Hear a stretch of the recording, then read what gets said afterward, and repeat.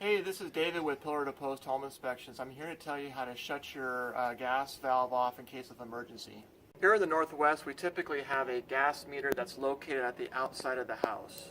In case of an emergency, you have to shut the gas off. Outside here at the gas meter, there's a shut-off valve. In this position that you'll see, it's straight up and down, which means that the gas is running through the meter. And if you come outside and you look at this two holes right here and lined up together and there's a padlock on it, that means you haven't paid your gas bill. The only time you shut this off in case of an emergency.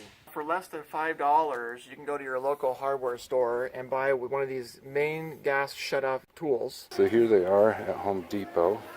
You can get for $3.98. So what you'll do is you're going to take this wrench. It might be a little loose, but it'll still work, and you're going to place it right onto the shutoff valve here. As you can see, you're going to just take the wrench and you're going to twist it off. And you're going to go line up the two holes together, and that shuts off the gas to the meter. This zip tie was a little too small to wrap around this big pipe here.